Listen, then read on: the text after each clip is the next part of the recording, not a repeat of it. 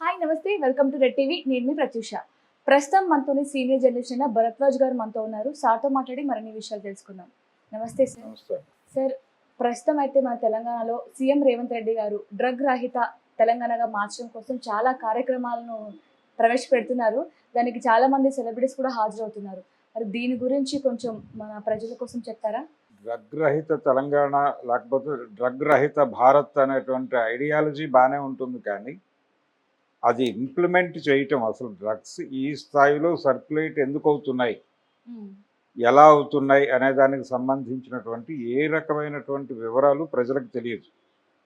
ఎందుకు సరఫరా అవుతున్నాయి, డ్రగ్ కన్జ్యూమ్ చేయటం అనేటువంటిది గతంతో పోలిస్తే ఇటీవల కాలంలో విపరీతంగా పెరిగింది.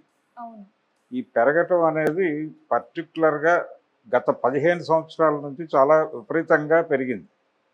ఈ పెరగటానికి కారణాలు ఏమిటి, వీటి మీద అధ్యయనం జరగాల్సినటువంటి అవసరం ఉంది. అంటే ఈవెంట్ చేసేసి, లేకపోతే డ్రగ్ రహిత తెలంగాణ కోసం మేము ఇది చేస్తున్నాం అది చేస్తున్నాం అని హడావిడి చేసి, ఏవో 4-5 పబ్బుల్లో రైడ్లు చేసేసి, ఒక 5-6 సినిమా సెలబ్రిటీసు లేకపోతే ఈ కాలేజీ స్టూడెంట్స్ ఇలాంటి వాళ్ళని ఎవరినో పట్టుకుని వాళ్ళ మీద కేసులు పెట్టేసి అంటే చేతులు దులిపేసుకునేటువంటి ప్రయత్నమే జరుగుతూ వస్తుంది ఇప్పటిదాకా. ఇది కాదు చేయాల్సింది. అంటే ఈ కార్యక్రమాలు కాకుండా నిజంగా సీరియస్నెస్ ఉంటే ప్రభుత్వానికి డ్రగ్ కన్జంప్షన్ ఎందుకు పెరుగుతోంది అనే దాని మీద ప్రధానమైనటువంటి అధ్యయనం చేయాల్సి ఉంది. అంటే ఇటీవల కాలంలో మార్కెట్ ఎకానమీ అనేది మనిషిని రకరకాల సంక్షోభాల్లోకి గెంటేసింది. అంటే విపరీతంగా ఆర్థిక సంస్థలు మనుషుల్ని పరిపాలిస్తున్నాయి ఒక రకంగా. అంటే మనకి అవసరం లేని వస్తువు కూడా అవసరమైన వస్తువుగా భ్రమింపజేసి అది కొనుగోలు చేసేలాగా ప్రవోక్ చేస్తారు. ప్రవోక్ చేసి అది కొన్న తర్వాత దానికి చాలా అంటే లోన్స్ ఇస్తాము ఇలాంటి ఇవి చూపిస్తారు, ఎరవేస్తారు. మీరు 1000 రూపాయలు కట్టండి ఈ వస్తువు మీదే అంటాడు. ఇలా అంటగడతారు. అంటగట్టిన తర్వాత వీడు ఆ డబ్బులు కట్టడానికి జీవితాన్ని త్యాగం చేయాల్సి వస్తుంది. ఈ ప్రయత్నంలో భాగంగా డబ్బులు సంపాదించటం, ఇదంతా మానసికంగా విపరీతమైన ఘర్షణ, స్ట్రెస్సు. దీని నుంచి ఒక రిలీఫ్ కోరుకుంటూ ఉంటాడు. ఆ రిలీఫ్ కోరుకునే ఏరియాలో మళ్ళీ వ్యాపారమే. ఈ ఇటీవల కాలంలో అంటే 90 దశకానికంటే ముందు ఉన్నటువంటి డ్రగ్ కన్జ్యూమ్ చేసేవాళ్ళు మాత్రమే కాదు, మద్యం తాగే వాళ్ళ సంఖ్య కూడా 90లకు ముందు కంటే కూడా ఇప్పుడు పెరిగింది. ఇప్పుడు విపరీతంగా పెరుగుతూ వస్తోంది, ఇంకా పెరుగుతుంది కూడా. అంటే మందు తాగటం అనేది ఇంటింటి ప్రోగ్రామ్గా మారిపోయింది. గతంలో ఎవరో ఇంట్లో ఒక 5-6 ఫ్యామిలీస్లో ఒకడు ఉండేవాడు. ఇప్పుడు పరిస్థితి ఏంటంటే ప్రతి ఇంట్లోనూ ఒక హోమ్ బార్ వెలిసేటువంటి పరిస్థితి వచ్చేసింది. ప్రతి డ్రాయింగ్ రూమ్లోనూ బాటిల్స్ ఉంటున్నాయి. తాగటం అనేది తప్పు కాదు అనే పరిస్థితికి వచ్చేసింది సమాజం. సార్, ఇంత మోతాదులో ఆల్కహాల్ కావచ్చు, సిగరెట్స్ కావచ్చు, ఇలా డ్రగ్స్ అడిక్షన్ కారణాలు ఏమై ఉంటాయంటారు? స్ట్రెస్సే. విపరీతమైన స్ట్రెస్ ఉంటుంది మనుషుల్లో. అంటే ఈ స్ట్రెస్ని కొని తెచ్చుకుంటున్నారు. మార్కెట్ వీళ్ళ మీదకి డంప్ చేస్తోంది. డంప్ చేయటం వలన మీకు ఉపాధి అవకాశాలు కూడా 100 రకాలు కనిపిస్తాయి. ఇప్పుడు ఒకప్పుడు ఎలా ఉండేదంటే ఉద్యోగం దొరకటం చాలా గగనంగా ఉండేది. ఇప్పుడు ఆకలి రాజ్యం సినిమా ఆ టైంలో వచ్చింది కాబట్టి చూశారు. ఇప్పుడు ఆకలి రాజ్యం అంటే ఎవడు నమ్మడు. ఇప్పుడు పని చేసేవాడికి పని దొరుకుతుంది, ఏదో పని. అంటే ఏ పని చేయటానికైనా మీరు సిద్ధపడితే పని దొరుకుతుంది. ఈవినింగ్కి మీరు డబ్బులు సంపాదించుకోగలుగుతారు ఏదో పని చేసి. ఈ పనే చెయ్యాలి అనుకోకూడదు. ఇది మార్కెట్ ఎకానమీ మన జీవితాల్లో ప్రవేశపెట్టిన సూత్రం. మరి ఈ అడిక్షన్ ని గవర్నమెంట్ ఏం చేస్తే తగ్గించగలరు అని మీకు అనిపిస్తుంది? అంటే ముందు మనుషుల మీద మార్కెట్ ఒత్తిడి తగ్గించాలి. మార్కెట్ ఒత్తిడి తగ్గించడం అనేది ఈ ప్రభుత్వం చేయగలరా అనేది ప్రశ్న. చేయలేదు. అందుకని వీళ్ళు ఏం చేస్తారంటే, నిజానికి డ్రగ్స్ సరఫరా వెనకాల ఇంత విశృంఖలంగా డ్రగ్స్ సరఫరా అవుతున్నాయంటే దీని వెనకాల రాజకీయ నాయకుల ప్రమేయం లేకుండా ఉండదు. రాజకీయ నాయకుల ప్రమేయంతోనే డ్రగ్స్ అనేవి సరఫరా అవుతాయి. ఒక పోలీస్ స్టేషన్లోనో లేకపోతే ఆ పరిధిలో డ్రగ్స్ పట్టుకుంటారు.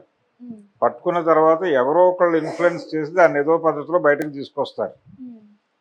ప్రతి చోట అంటే అనేక పోర్టుల్లో డ్రగ్స్ పట్టుబడ్డాయని వార్తలు వస్తాయి మనకి. కానీ ఆ డ్రగ్స్ ఏం చేశారు అనేది ఎక్కడ రికార్డు కాదు.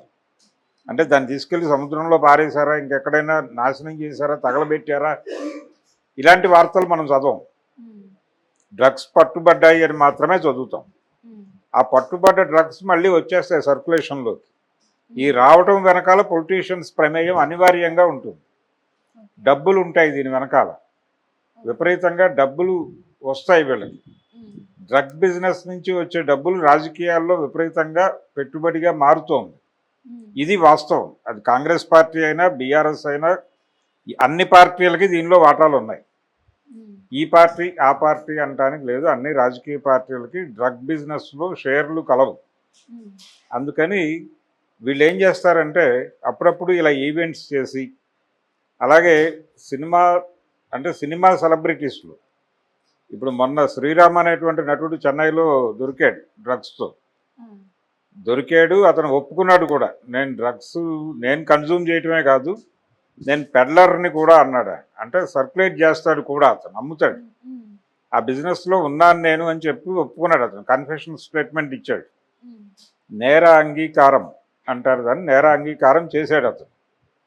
ఇలా ఈ సినిమా వాళ్ళు డ్రగ్స్ కన్జ్యూమ్ చేస్తారు. అప్పుడప్పుడు ఫిలిం నగర్లో అలా హడావిడి జరుగుతుంది. బలానా నిర్మాత ఆఫీస్లో డ్రగ్స్ అని ఒక వార్త, ఒక వారం రోజులు దాని మీద టీవీ ఛానల్స్ అన్నీ హడావిడి చేస్తాయి, పేపర్లో వార్తలు వస్తాయి. ఆ పార్టీలో డ్రగ్స్ అంటే గంజాయి సర్క్యులేట్ అయింది అని అక్కడ హుక్కాలు ఏవో పెట్టారు. ఆ హుక్కాల్లో గంజాయి వేసి పీల్చారు అనేది ప్రధానమైన ఆరోపణ. అయితే ఈ డ్రగ్స్కి సంబంధించి అడపాదడపా స్కూళ్ళు కాలేజీల మీద దాడులు జరుగుతాయి. అంటే మనకి ఒక నేరేటివ్ని బిల్డ్ చేశారు వాళ్ళు. డ్రగ్స్ అనేది విద్యార్థులు, సినిమా తారలు మాత్రమే కన్జ్యూమ్ చేస్తారు. ఆ డ్రగ్స్ నైజీరియన్స్ మాత్రమే అమ్ముతారు. నైజీరియన్స్ మీద కేసులు పెడతారు. అది ఒప్పందం కేసులు లాంటివి. అంటే వాడికి ఏ సంబంధం ఉండదు, కానీ వాడు కోర్టుకు వెళ్ళి అంగీకరిస్తాడు. ఇది నేనే సర్క్యులేట్ చేశానండి, నేనే ఇచ్చాను అంటాడు. ఎందుకంటాడు అంటే వాడికి కొంత డబ్బులు ఇస్తారు వీళ్ళు, వాడి అకౌంట్లో డబ్బులు వేస్తారు. వాడు జైలుకి వెళ్ళినప్పుడు మొత్తం వ్యవహారం వీళ్ళు చూసుకుంటారు, ఆ కేసు భరించినందుకు గాను. ఇలా నైజీరియన్స్ డ్రగ్ సరఫరాదారులు గాను, సినిమా వాళ్ళు స్కూళ్ళు కాలేజీల్లో చదివే విద్యార్థులు కన్జ్యూమర్లు గాను మార్చటం వలన రెండు ప్రయోజనాలు ఉంటాయి. ఒకటేమో విద్యార్థి లోకం పాడైపోతోంది అనే సెంటిమెంట్ రెచ్చగొట్టచ్చు సమాజంలో.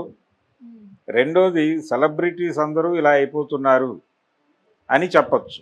అదేమో ఎక్కువ సర్క్యులేట్ అవుతుంది వార్త. బలానా హీరో డ్రగ్ తీసుకున్నాడు, లేకపోతే బలానా డైరెక్టర్ డ్రగ్స్ తీసుకుంటాడు.